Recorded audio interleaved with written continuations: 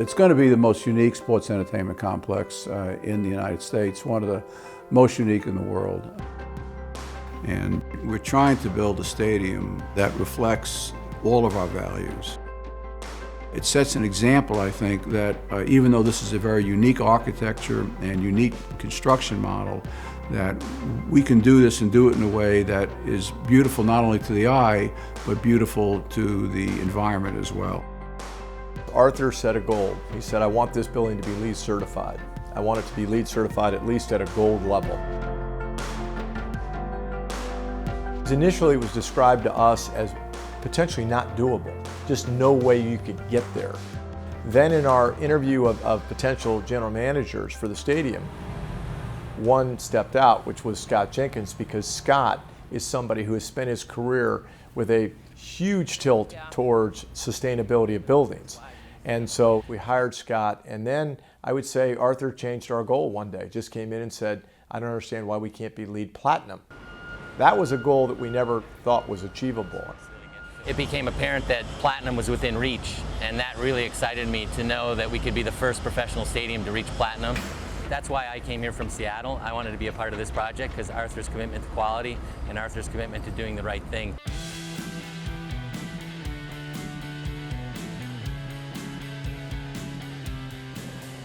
When fans come in through the gates, they're going to be walking under solar canopies.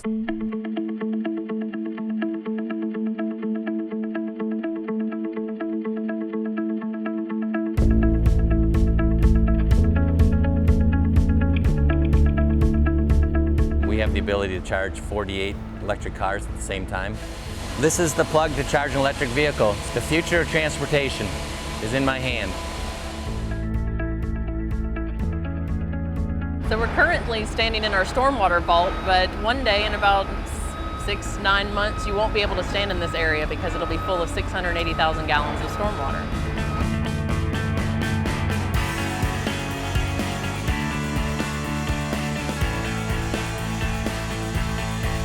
I love the fact that we're capturing all the rainwater on the site, so it has a benefit to the neighborhood in that we're not going to send storm surges their way. And we're going to be able to reuse the water on site for our cooling towers. We're doing on-site raised beds and urban gardens and edible landscaping, which is pretty unique for this type of project.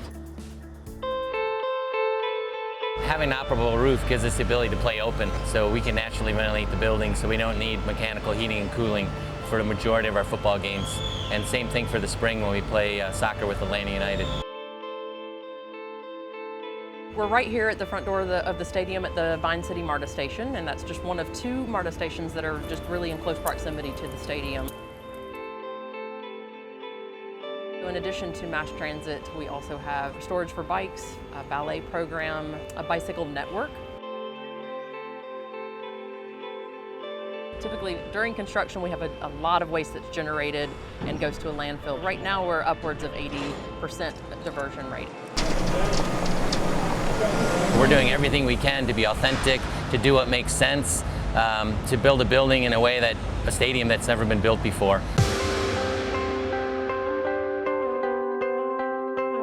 We want to do all of this with a conscience. There's a whole series of materials that we've used that are more sustainable. So you add it all up to get to a platinum certification. It's not easy.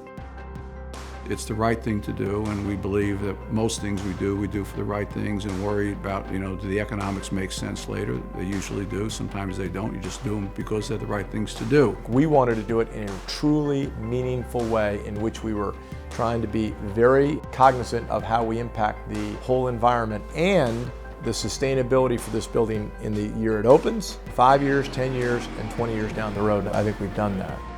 This is really part of the fabric of Atlanta, and to be able to say we put a building right downtown and it is the highest sustainable built stadium in the world, that's something that I'm proud to be associated with. We benefited by Arthur's vision and commitment to this project, and that is unusual to have someone to care that much about sustainability and put their money where their mouth is. But in a lot of cases, it's the right thing to do environmentally, but it's the right thing to do economically as well.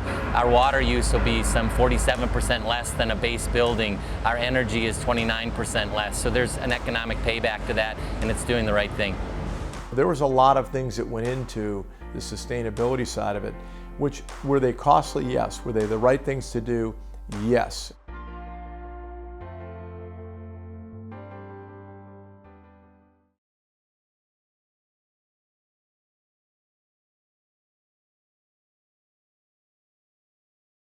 Thank you.